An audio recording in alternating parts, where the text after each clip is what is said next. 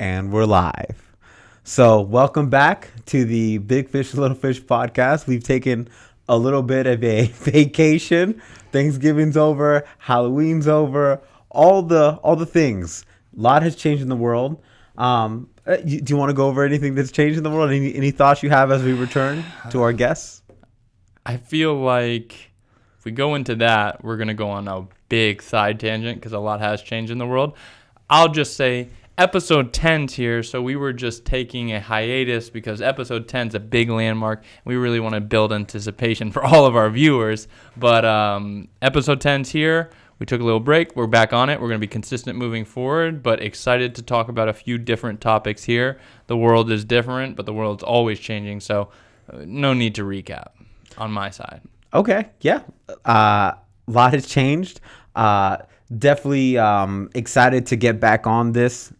Super excited to be doing episode 10. We've got into 10 episodes. If you've been with us since episode 1, you'll know that, statistically speaking, you don't usually get here. So the fact that we're here and that our loyal subscribers, followers are with us, we really appreciate it. And we will just get right into the first topic. How about that? Let's do it. Okay. So we're doing something a little different this time. We're doing something that I don't think anybody I've seen has ever done. So maybe I've come up with this. But this is what we're doing. We're going to have a little fun. We're going to do a little fantasy draft here. Woo-woo. So here's the fantasy draft, and we'll give you a list of topics. If you were running the United States budget, what 5 things would you pick for the country? Fantasy draft. Let's just make sure we're understanding that correctly. So we're saying we're doing a fantasy draft as to the 5 top topics you would have if you were running the country, picking based on different topics you could fund. A range of criteria. So we've picked out some categories. I'll go over them briefly. Increased border security, free college education, increased business tax credit, increased Social Security, free healthcare, build 300,000 starter homes for Americans, countrywide high-speed rail system, 100-mile by 100-mile of solar panels to charge the whole country for free, increase foreign aid, fund nuclear energy projects, clean up and enhance the immigration process, create a high-powered space force, rockets and make going to space affordable, free trade school, creation of an animal rescue department, creation of an invasive species department, increased defense budget, AI tax credit, non-GMO organic food tax credit, veterans benefits and services budget increase, build health and fitness activity centers in every county nationwide, desalinization department to make sure water does not become a problem, fund for thousands of new interceptor solutions to clean U.S. rivers, pre-K to high school funding, unstoppable cybersecurity. Those are our topics. So Teo and I, we're both going to get 5 picks. And then I want anybody in the comments to let us know whose country would you rather live in, if he's running it or if I'm running it, based off of these 5 picks. Yeah, so it's obviously, the obvious thing, even before we get into it, is that it would be great to have them all. But you can't, and budgets are, in theory, limited. So if you only got to pick 5 things as to what are the top priorities for your country, what would you pick as those top priorities? And then we're saying his list versus my list. Which country do you align more with your top priorities, right? Right. We're acting as if the United States actually had a budget and they didn't just shut down every 3 months. Yeah, and it wasn't the existing budget. We're kind of like resetting and be like, what really should be the priorities of America? Right. We're taking a stance as if we're starting from 0 and we got to pick our top 5 for priority, fantasy draft style. All right. So how are we doing this? Am I going first or are you going first? You know what? Since I put together some of the list and I had the idea, I'll let you get first pick because I'm sure you're going to need it. Okay. With the first pick in the U.S. funding fantasy draft, my money is going to go towards pre-K to high school funding. Got to educate these kids. That's a good pick. I wish I could have had that for my first pick, but unfortunately, I couldn't. That's a good pick. All right, what's your first pick? Free healthcare. Free healthcare. Wow, curveball. Listen, free healthcare. There isn't a human being in the United States right now who isn't complaining about the healthcare system to some effect. And we know that we have a lot of billions of dollars to send all over the world. I think we could spend a few dollars on citizens here at home. Well, we'll get into this in the debrief, but you're saying free healthcare, but that doesn't mean that fixes the healthcare. Anyway, all right. With the second pick for me in the draft, I am picking veterans benefits and service budget increases. Got to take care of our vets. They protect our country. They put sacrifices down, and I think they are overlooked and underserved. So I'm protecting our veterans with the second pick. I like that. I was actually going to pick that for my second pick. No way. I swear, I was. All right. Okay, that's a good one. What's your second pick in the fantasy draft? I got a strong team right now. No, that's a strong team. I was who I was gonna pick. Now I don't know what to pick. You know what? Increase foreign aid. Psych. No. I'm gonna go with increased defense budget. Oh, one came off my list. It was gonna be pick number 4 for me, but I am somewhat sad that I'm not gonna have that pick. I think that was a big one. Yeah, like in my, if I'm running the country, one thing I am worried about is being able to protect my own citizens. That's important to me. You gotta protect them. I get it. I was saying let's protect the veterans who came out of it, but maybe I jumped the gun and should have increased the budget. All right, I'm gonna have to pivot, but my country's looking a little different than I proposed. With my third pick in the draft, I am going to do free trade school. I want all Americans able to go to trade school. We're going to have the most experienced and tailored trade school in the country so that if you want to be a tradesman in America, you can do it. And we're building better and building stronger in America. So I'm going free trade school number 3.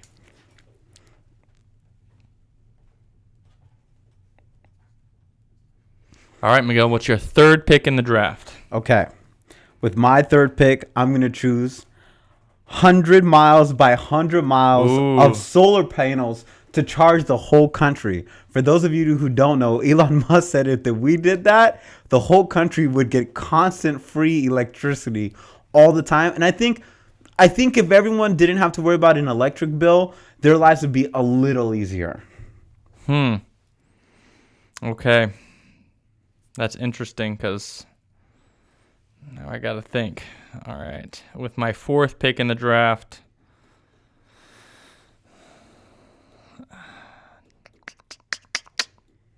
I think I have to go.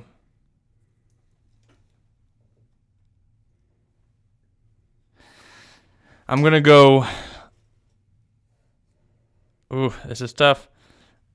Fourth pick is going to be an unstoppable cybersecurity department. We are going to beef up cyber. That means China's not coming for our cyber. They're not stealing our data. No one's putting down our power grid. You might have all that electricity, but if they try to take it down, you're not protected. My country is protected. So we're going unstoppable cybersecurity department, number 4 pick in the U.S. draft. That's solid. That's a solid pick.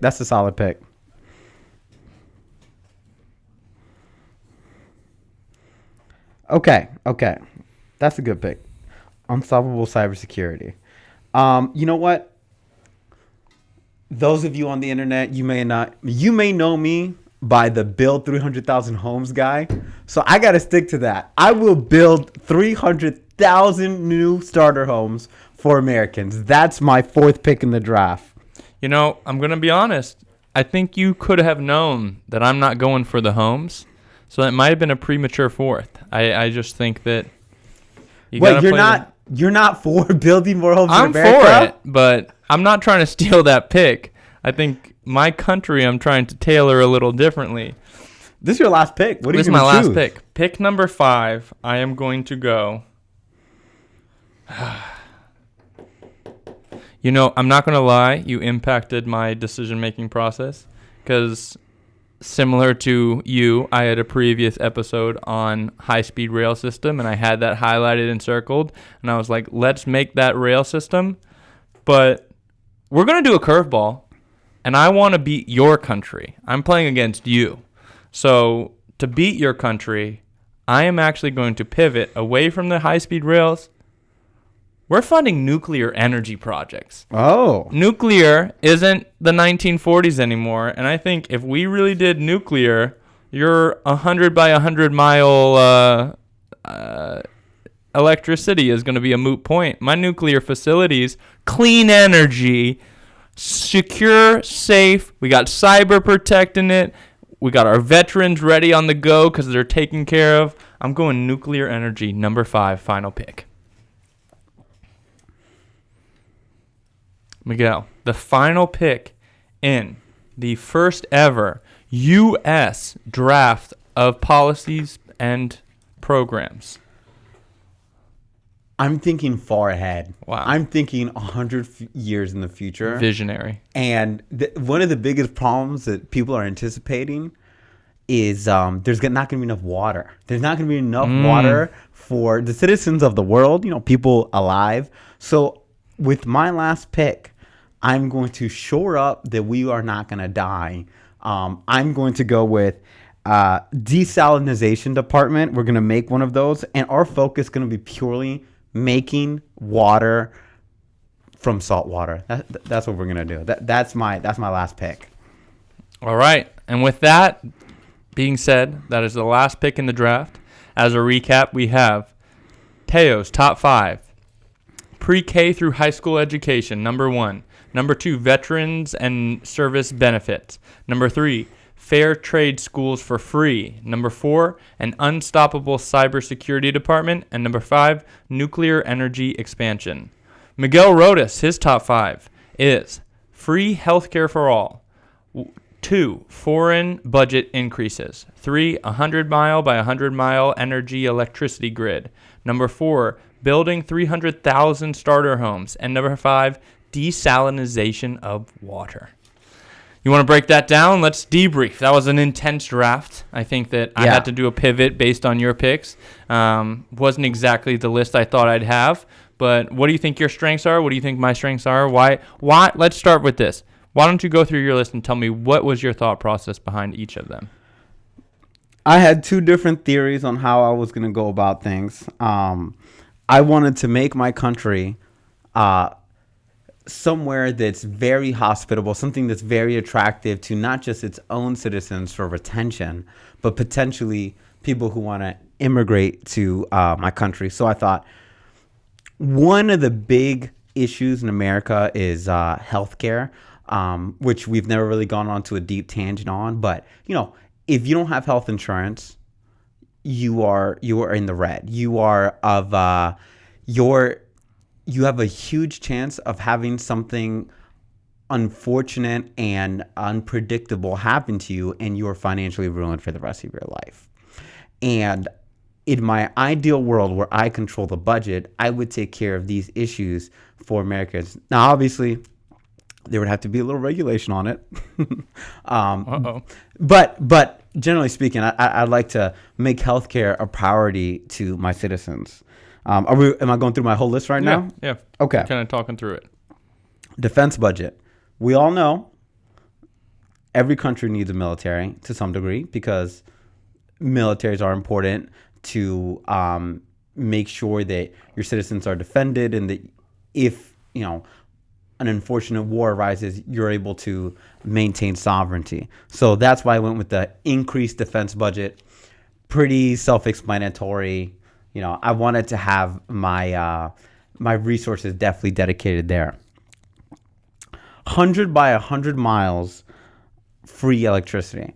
I saw Elon Musk on a recent podcast talk about how 100 miles by 100 miles of solar panels would be plenty to give electricity to the United States of America.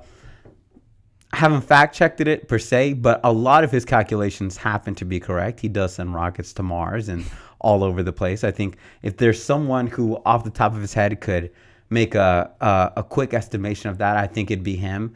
That being said, if you were able to power the whole country using that in using solar panels, so that would be a resource that isn't going anywhere. That would be a huge burden, not just off of the citizens, but off of the government as well.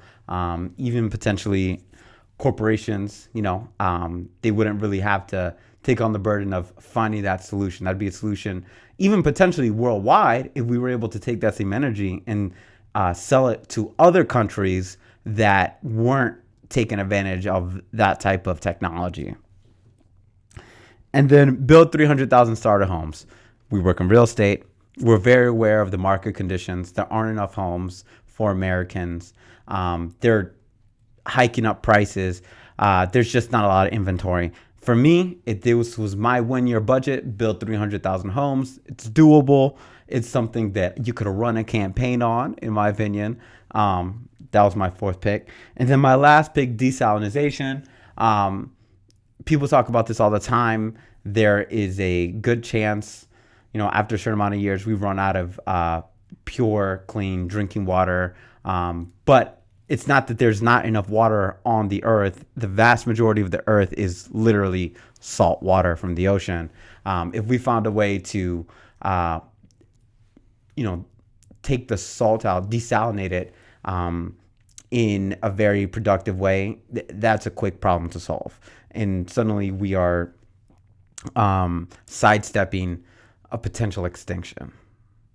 Okay. So that's your top 5. That's my top 5. Looks like you've thought through kind of who, where, what you're prioritizing. I'll go through my top 5, and then I think we should do this, and I'll give you a heads up because I wasn't really thinking about this, but while I'm talking through mine, we're going to say, what do we think is the biggest weakness of the other person's picks? So you can start thinking through the list as I talk through mine, and then we'll talk through what's your biggest weakness, where's your vulnerabilities, who have you overlooked, how have you overlooked.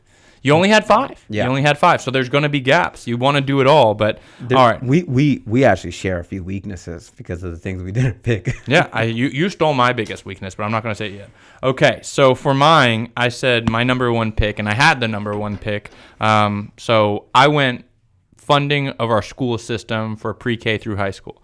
I think that we have a lot of underfunded schools, and I think when you're thinking about your country is always based on how does that next generation set up for success. And I think right now, if I had to prioritize one thing, getting my next generation in a better state than they're in today should be the number 1 priority. It's not that it's the most imminent threat, but I think it's the most imminent threat for your long-term success as a country. So I was like, no matter what, we got to take care of these kids. These kids got to be educated. They got to know kind of the skill set they need to become adults in the marketplace, and the better your kids are educated as a youth, the better your society is long-term. So I was like, that's my biggest priority. After that, you took healthcare, which I agree is a big component, but I don't think that one stole mine. I went veterans benefits because I do think that, when we think about our veterans, those are people who are literally sacrificing a lot for our country. They're putting down their freedoms in a way for us to have our freedoms. They're becoming service members and doing a lot of things, and they go to wars, and many have died. And I think that we as a country all need to respect and appreciate them. So I was like, no matter what, if you're going to take the sacrifice of becoming a service member for our country, coming out on the other side, not only talking about your healthcare and your VA benefits, but there should be programs in place to make sure your seamless integration back into society, because they're some of our best and brightest in a lot of ways, and we need to take care of them, because if those people get back into the workforce and they're really well integrated in, and we have good educated kids, we now have 2 of probably the biggest demographics coming in and really making the lifeblood of America look really good. So we're taking care of the kids, we're taking care of the veterans. Those were my 2 biggest priorities. After that, I said free trade school. So it's really all about making sure people are enabled for success. I think the American spirit is what makes us unique and great. So if you're given the tools to be successful, Americans will find a way to succeed. So not only pre-K through high school you have that, but whether you're coming out of high school and you're like, I don't want to go to college, I want to be a tradesperson. Well, guess what? Now there's a better path. We talked about this in another episode. It doesn't always have to be go to college, get a higher education. Well, guess what? A lot of those kids are now going in and being tradesmen, and they're actually coming in and working into those industries, and they're building better for America. Our infrastructure is better. All of that's better. A lot of our veterans are coming back, and they're saying, hey, now I can learn a skill, so I'm not kind of feeling left behind. So that was kind of the thought process for my first 3 picks. Let's make sure our kids, our veterans, and anyone who wants to has opportunities to be successful moving forward, where you now have a chance to be successful in America, and all of those things lead to a better workforce in America and just a better populace. After that, I kind of realized what you were doing, and I was like, I have to start pivoting to let's do some things outside of just educating and enabling people. So I said unstoppable cyber. We got to start protecting from the outside and kind of from the inside too. And I think that though I wish I had more of a military presence, I think that the days we're in right now and the technology world we're in right now, in a lot of ways, cyber is a bigger threat than a missile being launched on you in America. I think you can do more damage with one piece of code than you can from a missile hitting a city. So we're going to be cyber secure. There is no way you're getting into our cyber network and taking down any of our infrastructure. You're not getting any of our sensitive information. You're protecting all of our people's content and intel, our businesses and intellectual properties being secured. We are locking that down. So I think cyber, if you're thinking forward, you got to protect cyber. So that was my number 4 pick. And lastly, our people need access to energy. So now that we've protected it, let's get some really good nuclear facilities up in place where it's relatively clean energy. Hopefully we don't have any Chernobyls going on. I know that's the risk, but that was a long time ago, and I think there's better business practices and standards. So if we can get some good nuclear facilities, we now got good energy, a secure cyber environment, and both our kids, veterans, and anyone who's hungry and wants to have a job path moving forward is enabled. So I think a country that looks like that, it's focused on America. That's the one thing I will say. We know there's stuff outside, but we're focusing on protecting ours and getting ours right, and our citizens would be better off for it. So, all right. Now, based on that, you attack mine, I attack yours. If I was going to say your biggest weakness and you were saying my biggest weakness, what would you say that you're not doing or my list isn't doing?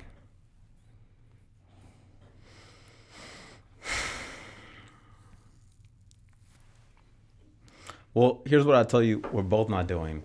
Oh. Securing the border.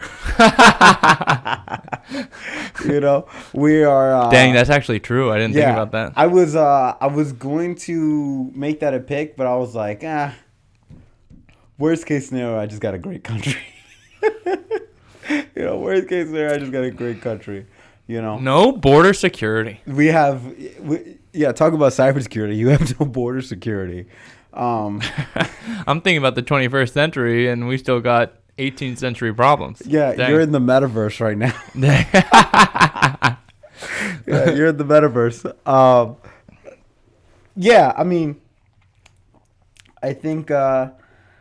I think one of your biggest weaknesses is, you have little to no army, it seems like. Straight up. Like, I have an increased budget, probably gonna have better weapons. You're taking care of your veterans, but what about your military right now? That would be my biggest, you have a weak military, you have no border security.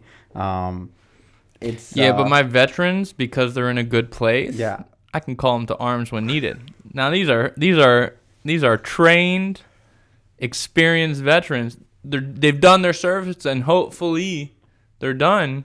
But I got a good youth that the draft coming, we can take care of them. They're smart. They're smart. It's actually a draftable age group, which I would argue is not very draftable right now. So at least if I draft them, I have a little more confidence. And if I got to call back some of the old heads, I'm calling them back. I'm like, hey, you thought your stint was done, but, they came in, so arm up, soldier. We got great benefits for you after this round, too. Okay. Yeah, I mean that was I think that was my biggest weakness that I saw from what you guys had. I mean you had some you had some pretty good picks. I'll be honest. You know what I think your biggest problem is with yours? Tell me. Your people are stupid. They ain't trained in nothing. You got a bunch of people with a bunch of good stuff. They're spoiled and they ain't have no discipline. That's true. You ain't educating them. You're not giving them any access to developmental aspects. You're like, here's some free healthcare. Here's some free homes. Here's some, clean water. They're spoiled. You got a spoiled country. My people work. That's true. That's true. Yeah. Listen, if you like communism, come to my country. I'm not gonna lie. I was super surprised by your first pick. Yeah. I did not see it going that way. That's why I wanted more picks. We Tay and I we talked about potentially having 5 picks, 7 picks, 10 picks. We decided to do 5. And with 5, I end up with the communist regime. I end up with the communist regime. I picked what I thought was best. But if I could have added a few more things, just for namesake, let's do extendo extra pick. You get one extra pick. You get one extra pick. You want me to go first? You want to go first? I went first on the other one, so you can get your first extra pick.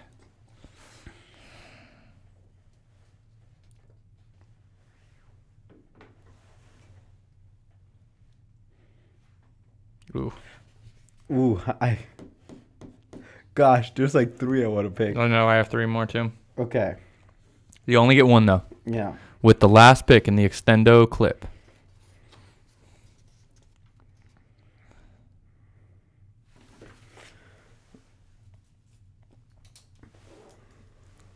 Create a high-powered space force. A high-powered space force? No, I'm just joking. Okay. I'm just joking. Then give me a pick. Create and clean up and enhance the immigration process. Okay. That's a good one, especially since we both identified that as a weakness. I think that you're patching your biggest one. I'm going to continue to just ignore the borders right now. Even though I know that it's a vulnerability in my country, we're going to act like it's not happening. I know that that's a technique that's been used in the past, so I'm going to use that one. You guys are the Roman Empire. Ain't no border out there. I am going to go curveball. I want a healthy country, Miguel. I got all these hard workers. They're educated. We're secure as much as we can. We're energy independent. But at the end of the day, what are you eating for dinner? I'm doing non-GMO organic food tax credits. And not some of that crap that they got out there. I'm talking about my country eats healthy food. They live long, which means they can work longer and be healthier citizens. I'm getting some good food in my people, man. Okay. They're eating good. So... Anyway. Okay, that was an extendo. And an interesting draft. Maybe we do a part 2 where we already have our first 5 up and we do the next 5 in another episode, so we see what your top 10 looks like. But what we'll do is see what the voters do. Maybe we'll put up a poll and see who won round 1. Who has the better country that people want to live in? Yeah, maybe next time we have the same categories, but we let Eugene get a pick. And Eugene does 5. Eugene, you think you can draft a country? Why not? You gotta think through it, man. What do your people look like? Eugene goes free education, college education immediately. No, he just finished. He's like, forget that. Oh my god. They gotta pay just like I did. Okay. All right. Let me ask you something. In the okay, how about we do this real quick? Pick one thing you would never have picked. One thing I would have never picked? Yeah. I didn't look at it like that.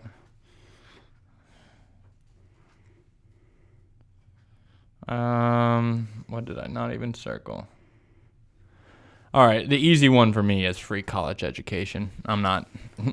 You want to go to college? I am so happy for you. Pay for it. It's a privilege, not a right.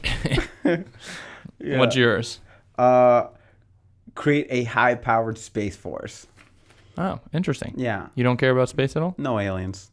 Oh! I've spun off. We can circle back to previous episode. Mr. Alien says no aliens? There was, listen, and we can spin back to what I've said. When I gather new information, I will change my my That's great. stance on I love things. that. There's no aliens, guys. It's all bullshit. Like, let's be real. There's no aliens. Listen, you show me an alien, I'll show you something else that you wouldn't believe. How about that? Okay, that's fair.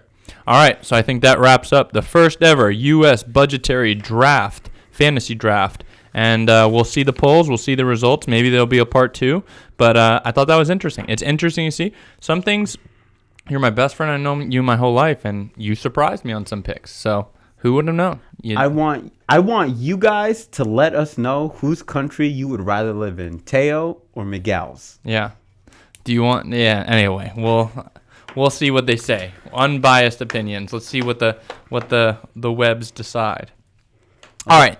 So for the second topic, we're going to kind of shift gears. I think it's somewhat on theme, but one thing I wanted to talk about, and I think it's a very kind of, I wouldn't say trending, but a relevant topic. It's something I hear about all the time, and I was interested in your opinion. But we live in America. We just did an American fantasy draft, but one thing that people talk about all the time is the American dream. And I feel like more than ever, I hear people talking about the American dream's dead. So what I wanted to talk about is, and I think there's just a lot of confusion. It's like people talk about like, what is the American dream? Is it dead? Like some people, there's different definitions. Some people say the American dream is like having a white picket fence and, a house and, a family and 2 kids and blah, blah, blah. Some people are like the American dream is being a millionaire. Some people say I think there's a lot of different definitions of the American dream. But one of the things I've been hearing a lot, and I'm a millennial and I hear this in the millennial / Gen Z conversation, is the American dream's dead. So first of all, I have some information and some thoughts, but what do you think? First of all, start with me. What would you say, before you even say whether it's dead or not, what do you define the American dream as? I've read a lot of different things of where the American dream started, and if you know me personally, you'll know that my father's side of the family comes from El Salvador. They immigrated to this country, looking to start the American dream. And I think for a lot of immigrants, at least, that come to America, is they envision, coming here and sometimes starting with nothing and then building something from the ground up, because there's opportunity in America that you won't get sometimes from the country your family's native origins come from. So some people hope to be able to start a business, buy a house, start a family, be able to watch the transition of power from one party to another without violence, without giant economic turmoil, without having to worry about where your kids are going to go to school, without worrying about whether your kids are going to be able to see the fruits of your labor by the time they become adults, and be able to retire into your old age and not be worried about being displaced or losing your wealth or losing all the things that you fought to get. That I think is with the American dream, if you're asking me off the top of my head. And I know a lot of people have said similar things. And I think there's a lot of different interpretations of that people talk about when it comes to the American dream. I agree, and I think it's a very complex thing. But if you had to give me a 1-sentence definition, and I'm not disputing anything what you said, but summarize all of that into what do you believe, if you had Dixter's the web dictionary of what the American dream is, what is the American dream in 1 sentence? The land of opportunity. That's it. That's what I got for you. The American dream is the land of opportunity. That's me. That's you. Got. Okay. All right. Well, what I Googled it, and I found that the online definition from the source I found, who's to say it's the definitive one, but the American dream is the ideal by which equality of opportunity is available to any American, allowing the highest aspirations and goals to be achieved. So that's what I found online. I kind of disagreed with it. I was surprised because I've heard a lot of different things, but I was kind of surprised. I was like, I kind of agree, kind of disagree. So if I were to summarize it, I personally, in one sentence, would say the American dream to me is that if you work hard and sacrifice, you can create a better future for yourself and the next generation. I think that, and it ties into a lot of what you said. We're both children of immigrants, and I think that gives us a good perspective. But in America, no matter who you are, whether you're an immigrant, or you're a child of an immigrant, or you're a child of an immigrant, we're all children of immigrants in some capacity. If you work really hard, you can take the situation that you're at, and America gives you the opportunity that by the end of it, you can have a better setup for yourself as well as that next generation. And almost most importantly in my definition is that next generation. And I think people in America now, like, and that's why I'm kind of frustrated, because it's like people complain that America, it's almost like they forget the work hard component, where they're like, oh, well, this person has more than me, so it's easier for them. Or this person was born at a different time in America, so they didn't have to struggle with these type of concepts. And to me, like, none of that has to do with the American dream. The American dream is, if you always tie it back to the definition, is if you work hard based on your situation, don't look at anyone else. You as an individual can have your situation, you work hard, you make sacrifices. By the end of that process, you will be better off, and your children will be in a position to be even better off than you were, and kind of continue that growth. And I think that that's kind of where you look at it. And I was like, all right, so then like all these people are complaining, but it's like, when was the American dream? They're like, oh, like, I can't tell you how tired I am, and I'm going to go in a rant. I'm just telling you right now.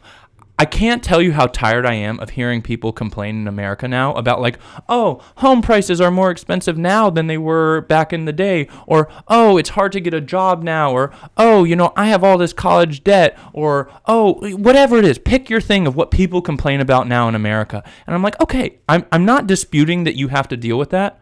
But pick any time in America and they were dealing with something that was a challenge for them. It might not have been the same challenge as you, but it was a challenge for them. And if you think back to previous generations, I'd argue it was harder for them. Like, if you were an immigrant coming into 1800s, you were getting on a wooden boat or a steel boat crammed into things with 10 cents in your pocket, going to a country where you didn't speak their language, and you were like, I just want the opportunity to work really hard and get a low-paying job and at least secure my family. Or if you were after that, if you think about people who were like going across country, they were literally traveling on a wagon through dangerous lands to go find a piece of land that they could carve for themselves, make it their home, and fight the wilderness. You know what I mean? Or they were freaking coal miners going into coal mines and having to deal with the fact that they were going to get black lung. Do you think there's a person in America that has to do the work health conditions that they did back then? So it's like all of these people were doing that. Would you really trade it now, your livelihood and all of that and all of the amenities you have? Or would you say that like you have things good, but you still have challenges? It's never easy. The American dream isn't easy. The point of the American dream is that it's possible. And like, to me, when I think about it, it's like everyone has always had challenges. And the people who complain now about their challenges, to me, sound like crybabies. Because yes, you have your little problems and you have your things. And I'm not saying it's easy, but like I said earlier, everyone in America, point back to a generation, had to deal with something really hard and rough, but they worked hard, they sacrificed, they had a gritty American spirit, and they ended up giving their next generation a better challenge. And I just personally feel like anyone who's saying right now the American dream's dead is someone who isn't having the American spirit. The American dream isn't dead. The American spirit is dead. It's that gritty, get it done and do what you need to for what's best for you and your family. And if you find yourself complaining right now about things not being fair, look in the mirror and be like, are you just lazy and want things to be cushiony all the time? Because to me, we have more opportunity than ever. We have more technology. We have more access to information. You can Google anything you want. We have more access to free online education than you have. We have more money circulating than ever before, which print trillions of dollars a month. If you're not getting a piece of that money, that's because you're not strategically finding the money. It's not because the money's not there. It's because you're not doing it. So all those people who are complaining, I'm talking to you. If you're complaining about the American dream's dead, look in the mirror and find out why you have your problem and why you're not fixing it. Because even in today, it's fixable. It might not be easy, but it's fixable. So all of you complainers about the American dream, shut up and find a way to be a better American, because it's some onus on you too. Nothing's given. Nothing ever has been given. America is a land of opportunity, not a land of handouts. And that's my rant. Go ahead, take over, because I need to chill out. I was going to say it was dead. Okay, you think it's dead? Go ahead. No, I wasn't going to necessarily say it was dead. I was going to say dreams change. And also, dreams aren't real. Just in general, right? You have a dream, you wake up, and you're like, that didn't happen. That's not real. And dreams are something that are essentially in our imagination. So when I think American dream, practically, sometimes I think the American imagination. Like, I have friends who've come to the United States who are undocumented, right? They're undocumented, and they talk about, when I came to this country, I assumed America would be one way because of the way it's portrayed on television, movies, whatever the case may be. But in reality, it's completely different. But I think that's always been the case. I think when people have come to this country from, well, think about somebody who came to this country from Europe, right? They had no idea what the United States would be like because there wasn't any television. There wasn't, all you heard was word of mouth, right? You're at a bar or at a pub and somebody tells you, oh yeah, America, land of opportunity, there's gold everywhere. And someone's like, there's gold everywhere? I gotta check this place out. I gotta go out there like, yeah, jobs galore. You get there and it's not what you thought it was. The American dream, I think, has changed and hasn't changed. I think the opportunities have just changed. I think what hasn't changed is there are still opportunities. I would say there's a lot of things that are harder today than there weren't. And I would say it's because those opportunities were so great before that it's just changed the market. The market for America has changed, right? One thing that I think about when people complain about America is, they say, our school systems sometimes are terrible, right? Whether you're worried about curriculums, whether you're worried about,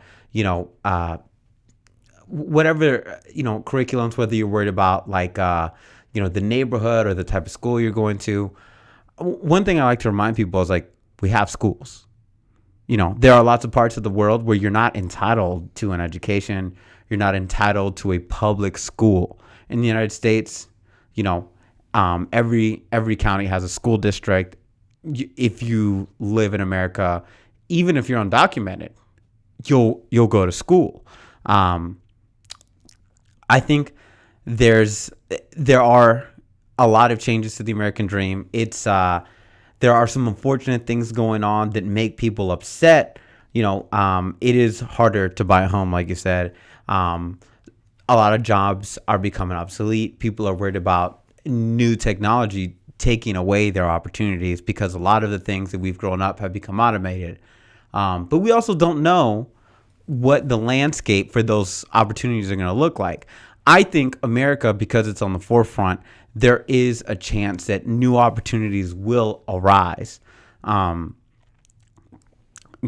think one thing I wanted to talk about in terms of the American dream is I was looking up online, and some of the things that people were saying is the American dream, I looked up kind of like you, is the belief that anyone, regardless of where they were born or what class they were born into, can attain their own version of success in a society in which upward mobility is possible for everyone. The American dream is believed to be achieved through sacrifice, risk-taking, and hard work rather than by chance. Love that definition. Yes. And although sometimes it may seem like these things aren't attainable. I would argue that those things are still very possible today. Every day you hear of a new person who made it. And as much as, you see people that make it, there's also people you hear about that they're not famous, but they make it in their own way, right? You see people in your neighborhood who may have, came to this country with nothing, and then they've built a business, and they may not be millionaires or billionaires, but they own a house. Their children have their college paid for, and I'm not saying this is everywhere. I'm not saying this is something that's for everybody.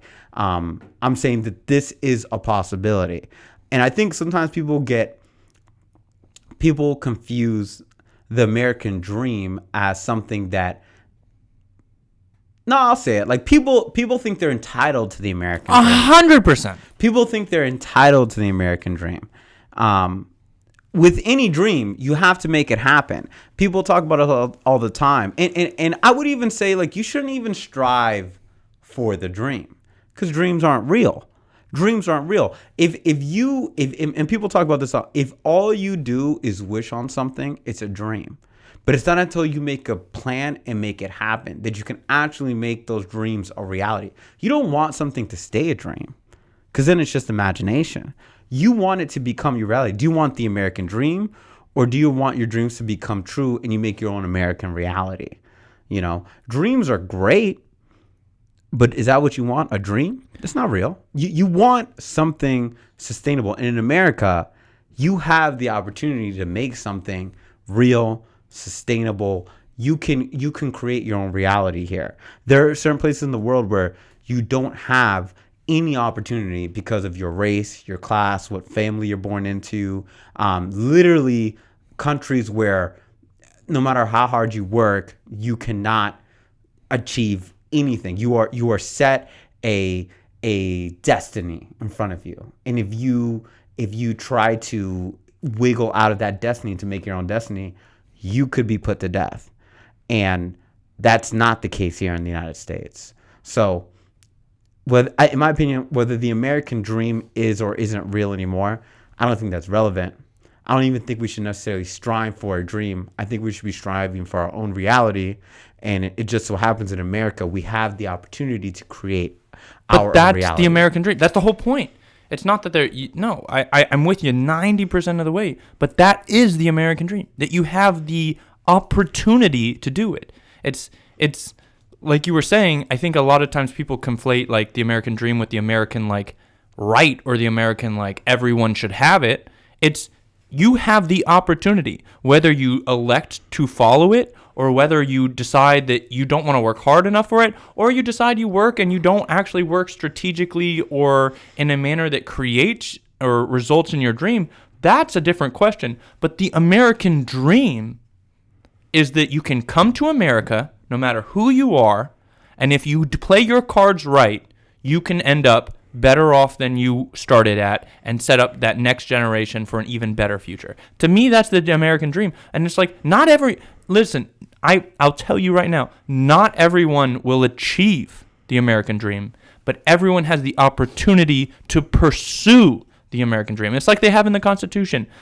Everyone has the right to life, liberty, and the pursuit of happiness. I almost sometimes swap that out. It's like life, liberty, and the pursuit of the American dream. Like, it's not that life, liberty, and the result of the American dream. It's life, liberty, and the pursuit of the American dream. The pursuit of success. The pursuit of whatever you define that as. That's what the American dream is. You have the chance to do it without having institutions like oppressive government regimes saying you're not allowed to do that. Anyone in America is allowed to pursue it. You might not succeed, but you can pursue it. You fail, you fail. And not everyone's going to do it. But in America, you can pursue it. And for anyone to complain that the American dream's dead, that's what I was saying. You've lost the American spirit. The American spirit goes hand in hand with the American dream. The American dream is you can pursue it, and the American spirit is I will pursue it. Those two things together is what makes America so great. Now we still have the American dream, but we're losing the American spirit, just not wanting to pursue it and complain. Okay, the American dream actually is dead for anyone who says the American dream's dead. But if you believe in the American dream and you have an American spirit, which is you're going to work hard, sacrifice, do what it takes to achieve the goals you want, it's still here. We create a millionaire every new day. We create a successful immigrant every new day. We create someone who creates a simple family and has a simple life, and that's their American dream. But guess what? They have the opportunity. So anyone who says the American dream's dead, it's dead for you. But it's not dead for me, and it's not dead for any other American who believes in America and the opportunity to do it. I don't have much more to contribute to this conversation. Well said, brother. I don't disagree with you. I don't disagree with you. Let us know what you guys think about the American dream. Is it dead? Is it alive? Let us know. I agree.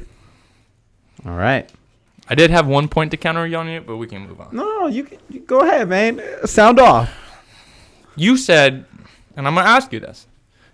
You said you think it's harder to buy a home now than previously?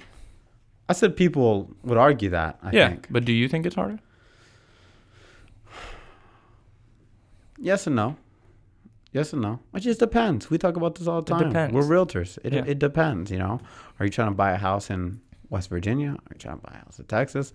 Me and my brother were just talking about buying houses in Texas. He was looking at homes for like 6-bedroom, 3,000, 4,000 square feet. They were like $200K. That's not a lot, you know, especially if you're working in a, you know, high salary industry like tech, computer science. If you're a doctor, a lawyer, a good lawyer. I mean, it depends. It depends. I agree. That was going to be my pushback point. I was like, pick a point in time in America and tell me what those people had to do to be able to financially qualify for a house.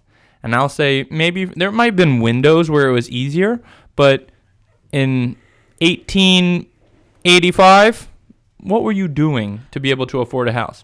I would argue in 1885, whatever job you had, you were working pretty hard. You were dealing with a lot of difficulties that a lot of Americans wouldn't be willing to put up with now. If I told you, hey, you can go back to 1885 and you'll be able to afford a house, but you have to deal with a lack of public running water, no hot water. Your job is working in a coal mine. You have access to limited food. You don't have grocery stores that have all the things. Like, American standard of life has gone up. The ease of what you have in terms of accessing energy, food, resources, all of those things, internet, entertainment, has gone up. It is the best time in society in all of history for what the American standard of life is. You have a computer in your phone that's in your pocket at all times. All of those things no one had back in the day. So yeah, your house might be a little bit more of a financial cost to you, but at the same time, you live in a world where you have more amenities. So is it harder to buy a house? Financially, yes, but is it harder to live in a world where you buy a house? No. You don't have to put up with as much BS to buy that house. A house in 1885 is not the house you're looking to buy now. You might have been able to buy a 2-bedroom shack in 1885, sure, or 1923 or whatever it is, but the house, I guarantee, the house you're looking at on Zillow right now, they weren't affording in 1920. I'm telling you right now. Okay? That house your eyes are Googling on in Zillow, go talk to the people in 1920. They didn't have none of it. They didn't have no Wi-Fi. They didn't have no TV. They didn't have no 5-bedroom house. They didn't have no 3,500 square feet. So yeah, that house is more expensive, but that house didn't exist 100 years ago. Go buy a 100-year-old house. Tell me how much that costs. A lot of complainers. I'll also say this. You weren't buying houses back then. You were building them. Yeah. That's okay. a great point. You weren't calling your realtor and then calling your lender and be like, hey, can I buy a house? You were like, all right, brother. You listen, you had to have some siblings. You guys were chopping some wood. You guys were eyeballing the size of the lumber to create. I just went to Jamestown, where I went into some of these like primitive homes. They were like some cabins, and I'm not gonna lie, now that I'm a realtor, I really look at the structure of these homes, and I was like, damn, they were pretty smart to be out here Like, not just building the home. You're talking about building the homes in crazy environmental conditions. Yep. Where you have to really focus on chopping wood. Like, it's not like they have rulers or measuring tape. They're out here, like, doing it their own way. And they have to look out for, potential enemies. Yep. They have to worry about the weather. It was before there was a weather app. They had to worry about a bear pulling up and killing everybody. And the average American wasn't living in a big home. You know what I No. mean? They had 8 kids, okay? And it was your average couple had 8 kids in a 3-bedroom house. Y'all had 5 kids in a room, okay? So yeah, how many people today have 5 kids in a room? It's not as many as back in the day. They had a big family and a small house. Yeah, people were like, dude, they got that house for like $10,000. I'm like, that house doesn't have insulation. Yeah, that's what I'm saying. Anyway, that was my one point when you went on your speech. I actually agree with a lot of what you said, but I'm tired of the complainers. America is still the land of opportunity. You can still wake up today, and by the day you go on your deathbed, if you do what it takes, no matter who you are in America, I guarantee you, mark your life and what you're dealing with America today, and if you commit yourself to it, pursuing the American dream, talk to me on your deathbed. Are you better off or not? And I would say, if you actually committed to it and did it the right way, you're better off. You didn't, you're not. Real one. Okay. All right, last topic of the day. Well, we have a topic, and then we have a subtopic. That's a fire round. All right.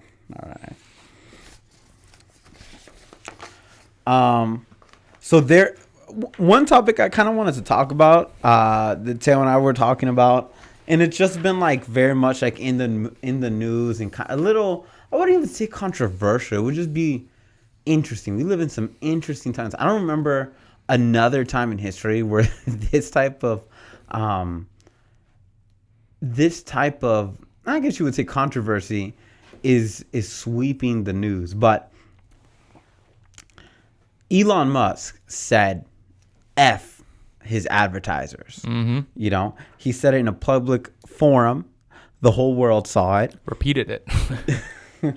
He did repeat it. And a lot of different people had their ideas about it. Now, Teo, you were like, it's a terrible business decision.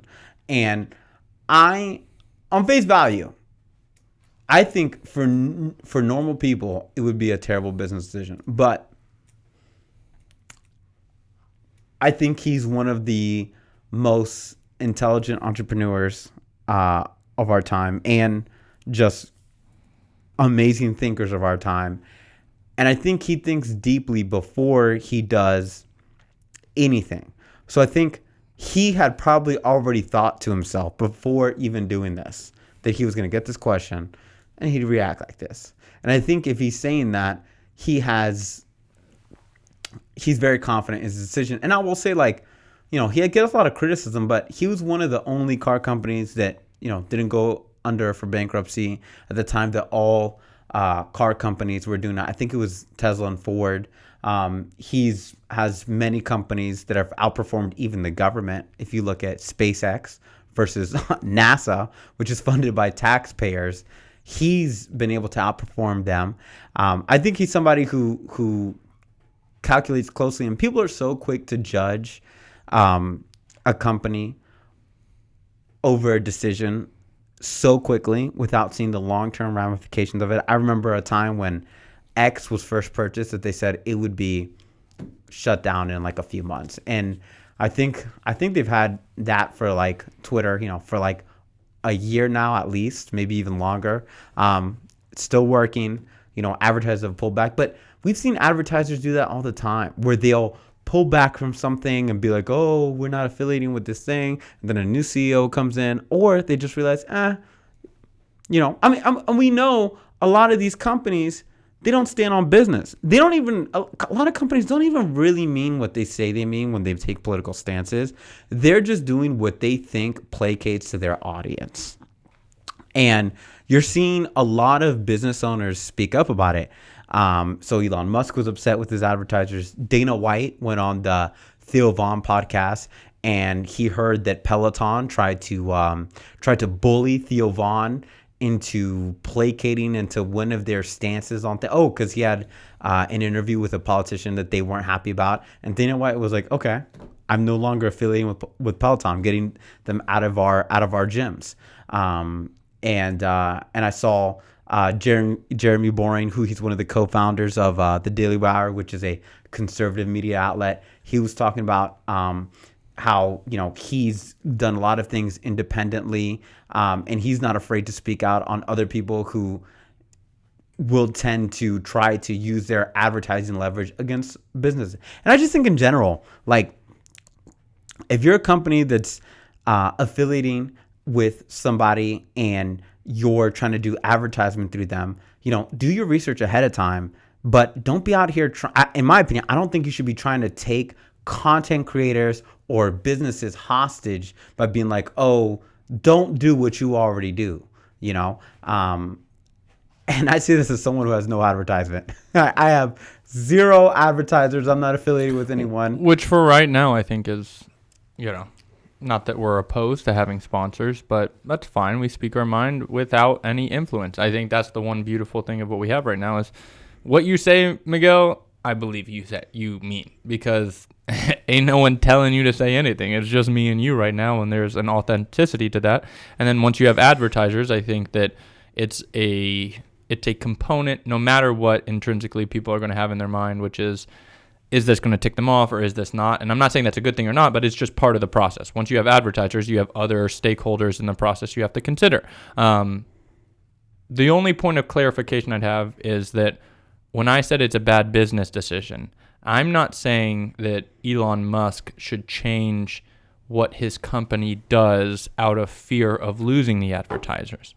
I was saying it's a bad business decision to go into a public forum and to blanket spray F you to a number of companies, because that mere action alone, I think there's things you do publicly and things you do privately. And publicly, you take a stance saying, no, we as a company are going to continue to operate however we want to. And if you're aligned with that or not, you can make a business decision whether you want to be an advertiser for us or not. But to say F you to companies, I think the reality is, if you look at CEOs across America, a lot of them have big egos. They all have people they have to report to. And simply by the act of saying F you publicly, now they are put in a position where they have to make a decision that maybe they wouldn't have made if you didn't insult them with F you. You can say, I'm not going to change my business practices based on what you want to say, and if you want to pull funding, you can pull funding. But the actual act of saying F you, to me, isn't a thought out thing, in the sense that that's a reactionary thing and it's an insult. And a lot of people who were on the fence, now you've pushed over the edge, and maybe you're happier off not having someone who is on the fence. But at the end of the day, you're a business and you need to operate. And behind closed doors in a private meeting, if you want to say F you, I have no problem with that. But publicly insulting the leaders of multiple organizations, I don't think that's a good business decision. I think you continue to operate your business based on what you believe is best, but just blanket spraying F you to a bunch of companies, like, I wouldn't do that. That's what I wanted to clarify. Gotcha. Let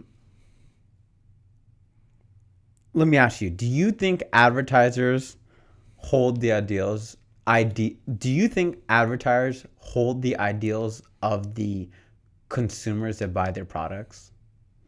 Do you think they really do that?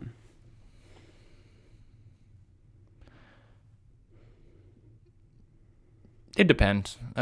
Consulting answer, it depends. I think that it depends on what the company's doing, what their ideals are, those types of things. Like, some companies are so big that there's no way they can do that, just off the top of my head. Like, McDonald's serves meals to how many millions of Americans? All those million Americans? Billions of Americans. Well, we don't have billions of Americans.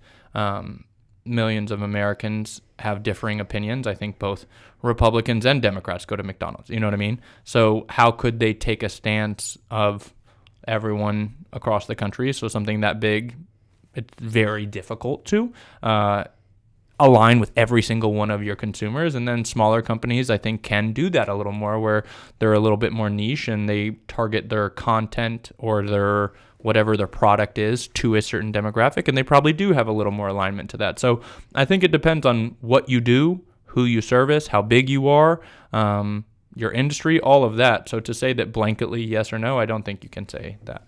Why? Just a question. But I've been thinking about that a lot lately just because it's become a topic of conversation. One thing I was thinking, especially for these big companies who, I agree exactly what you're saying, like, especially when you get so big, you know, how could you reflect your consumer on a political stance? You can't really do a good job of that, because if your base is so big, no matter what stance you're on, you're going to upset somebody. Yeah. And it just got me thinking, in general, I think these giant companies should take a step back and stop trying to make it such a point to make such political statements in general.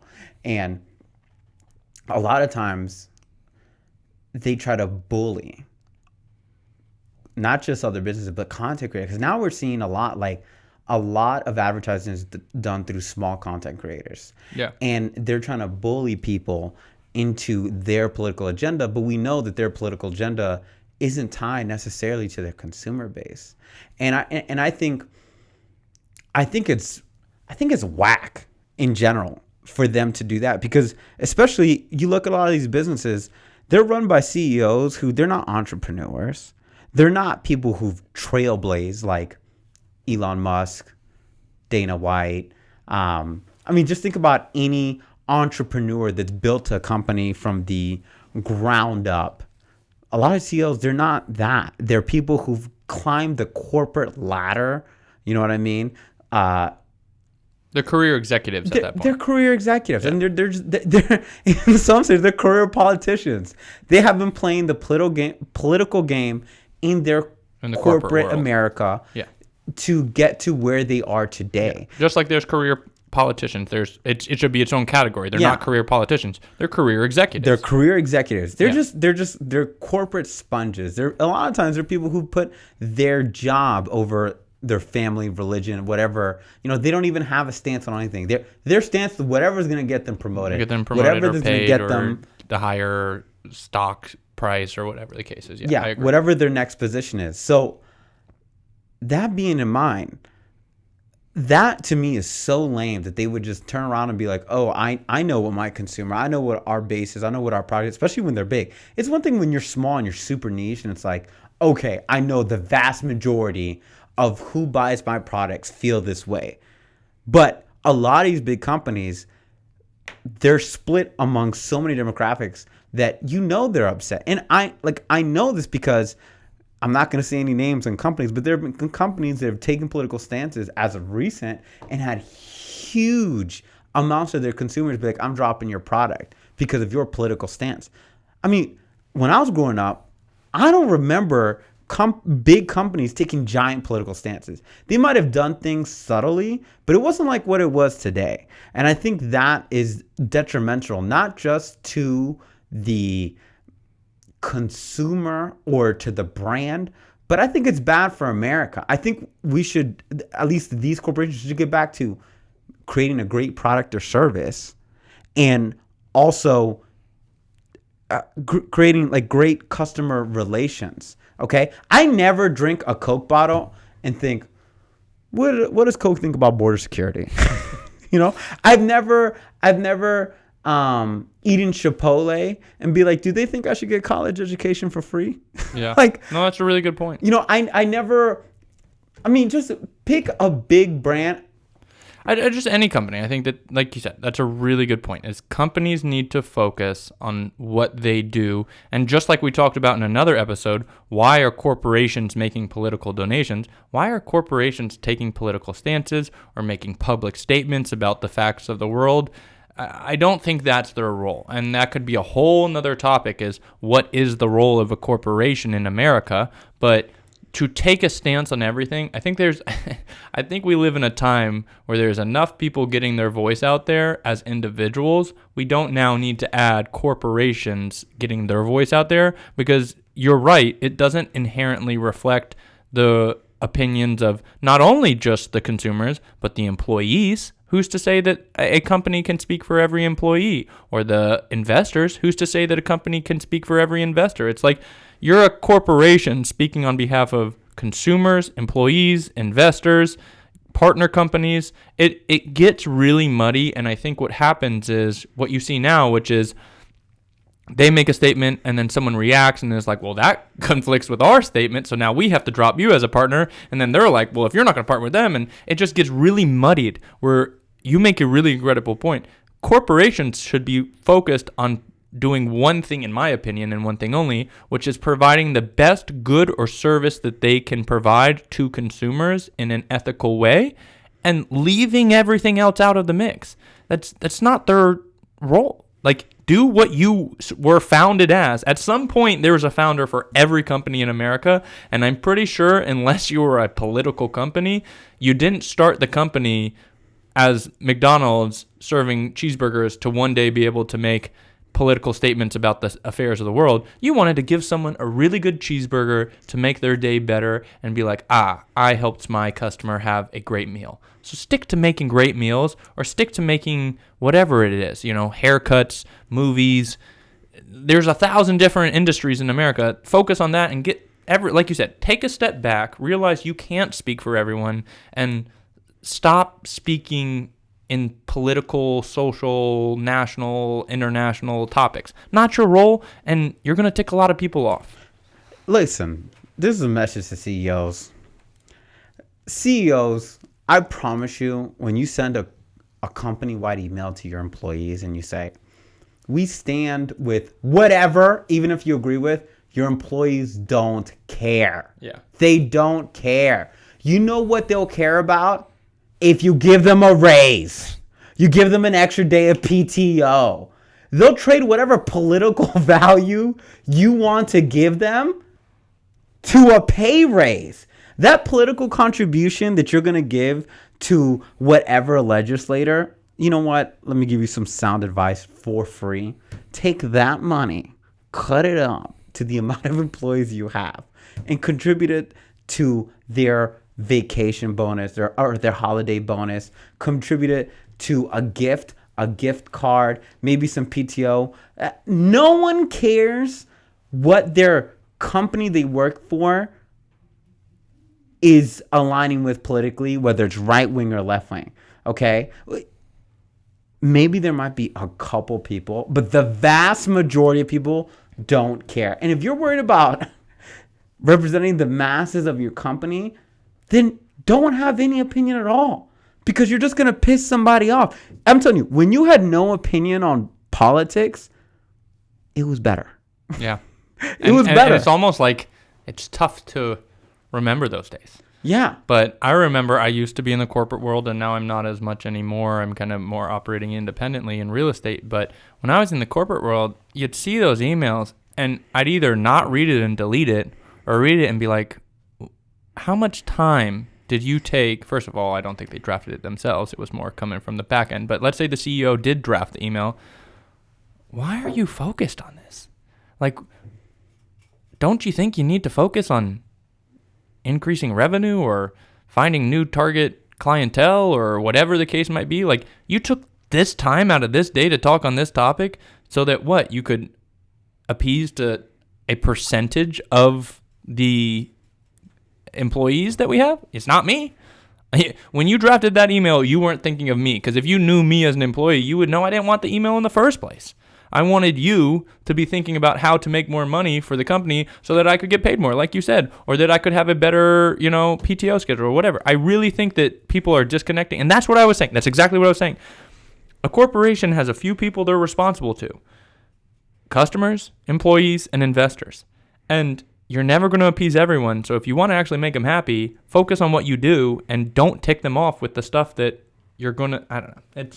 It's an interesting thing, and I think that's one stance. But to your point about the sponsors, going back to that, I will say, and I think we might differ on this one, every company has a right to walk away. You were like, do your research up front to see if you should invest it. Well, I agree with that, but if a company decides to change their stance or starts making political statements or starts doing this or that, I see nothing wrong with the company saying, hey, we no longer align value-wise, or when I invested in you, you weren't making political statements and now you are, we might not be the best fit. So it's okay. I don't think anyone should be blackmailing them, but if they're like, this isn't a good fit anymore, so long as you're following the contract you signed, there's no obligation to into perpetuity be a advertising sponsor. Like, hey, you tell them what you believe, and hopefully people are transparent up front, and hopefully they don't change so much that you're like, this is now a conflict.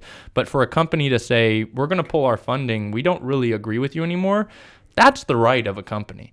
And going back to the Elon Musk thing, though, I think that what he was saying was more a representation of, I believe in freedom of speech, and if you're upset at that, then F you. I get that stance. But if someone says, okay, I still don't agree with what you're doing and what you're doing moving forward, like, that is the right of the company to do. And you can't force a company to continue being your advertiser if you're not aligning with their company vision, whatever it is. Okay. I hear you. That's fine. And I don't think that's completely wrong. I'm just listening to what some of the current entrepreneurs are feeling, and they're feeling like they're being strong-armed, a lot of them. And I'll say this for anybody who's watching. If you have Spotify or YouTube or anything like that, listen to what a lot of these trailblazing CEOs or owners of companies are saying, especially now, because you can get. Well, I guess this is a general point, but no other time in history have you been able to listen to some of the brightest minds in the world as you can now. Back in the ancient times, even if you were alive during the times of Socrates or Alexander the Great or any type of master genius, it didn't matter. You wouldn't be able to listen to a speech. Yeah, you had no access to their knowledge. But today, you can. If you hear of a brilliant person, whether it's in business, sports, geopolitical information, doctors, anything, you can listen to that today, and a lot of times for free or for a low fee. So I would highly encourage you, if you're not aware of any of these range of topics, like, just listen to what these people are talking about instead of watching a 45-minute to 1.5 hour reality television show on some bullshit. Listen to somebody who's brilliant. And a lot of these brilliant people are saying that a lot of these bigger corporations are making these political stances and try to suppress other entrepreneurs, people who are actually trailblazing. And I think it's a shame. I think it's a shame because I know the true intent and misrepresentation a lot of times is ungenuine and is a detriment to business and the American dream of America in some ways. And building off your statement, the one thing I'd add on is, if you're going to do that and take the time, don't look for short form content. Listen to the long form. Attention spans are getting shorter and shorter, and you just want to Google the 45-second clip of what they're saying. Listen to the 45-minute segment where they talk about a topic. They have to express complex ideas over time, and the more you can take the time to hear beginning to end thoughts, you actually hear their true opinions. And a lot of time in today's society, this short form content, what they do is they try to get the soundbite that's going to get reactions, but it is an incredible time where you have access to the knowledge and the communications of some of the brightest minds or the most influential people over time, and you can listen to them not only say something, but say something for hour-long speeches. Listen to the whole thing. Hear how they think. Hear how they process information and communicate it. Those types of things will allow you to understand stances a lot better. So, yes, I completely agree that it is a beautiful time, and tying back to the American dream, it is a beautiful time to have the cheapest, easiest, most access to information. Use that to educate yourself on the topic. So, anything else on advertisers you wanted to cover? That's all I got. That's all All I right. got. Well, we've been at it for a minute. I think I feel like we haven't found our niche yet. So maybe this is, or maybe it isn't. But we want to have a good ending segment for you and I episodes. Our niche is not having a niche. Yeah, maybe we'll just keep trying things. But we have our questions we ask all of our podcast guests. But when it's me and you, we want to have a cool, fun way to end it. So what we're trying this one, and this is a new thing, is we're going to do a thing where we say we pick a topic and we research it, and we say we research the top 10 of anything. It's just what are the top 10 blanks of a topic. And you get 3 lives. These are the rules. You get 3 lives, and if you get them wrong 3 times, you lose this round of the episode, but you get guesses to see what are the top 10 blanks. So do you want to go first or second? I'll go first. Mine's the top 9. It has to be top 10. It's 9. All right, we'll go top 9. That's fine. Go ahead. Okay. What is the question? Top Here's 9 the what? question. 9 U.S. presidents reported to have never attended college. Wow. That's going to be difficult. That's difficult. I 3 didn't say it was lives. going to be easy. You're going to give me a hard one to start this. Okay. 9 presidents that didn't go to college. I'm going to go older because I feel like there was less access to education then.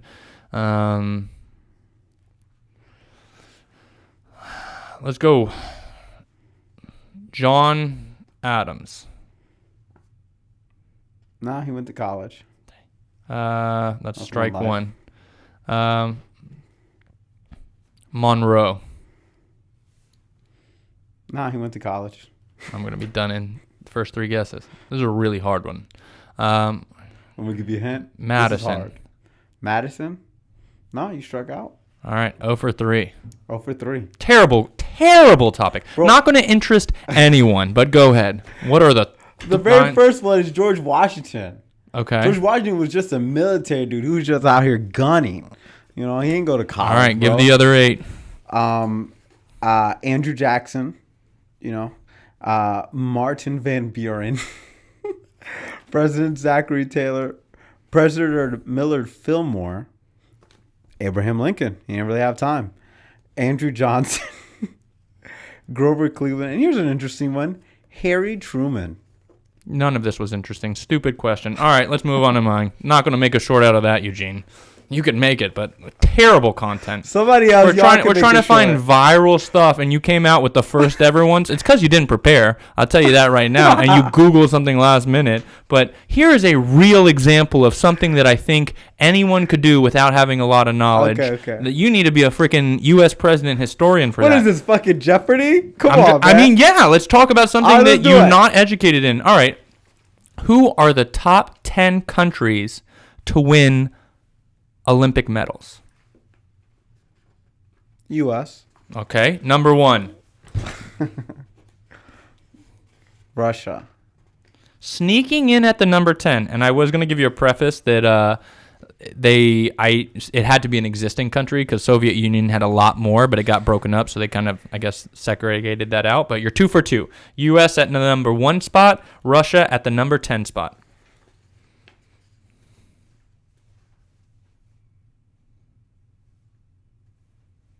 Egypt?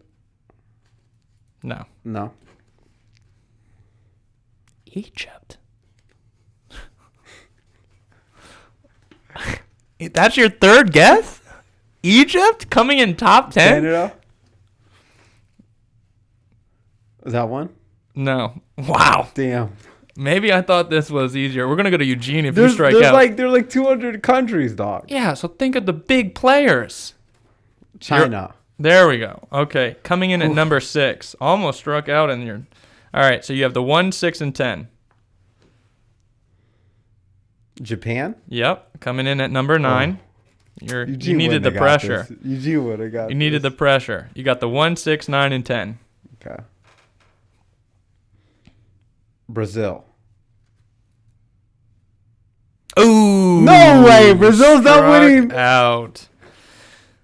Eugene, do you want to try to jump in? I'll give you 3 lives because there's still 6 left. Yeah, I saw the list already. Oh, he saw the list. dang. All right, so the remaining players are the United Kingdom is number 2. I said Britain, didn't I? No. Oh. Germany, I always a thought player. Britain. Your best friend, France.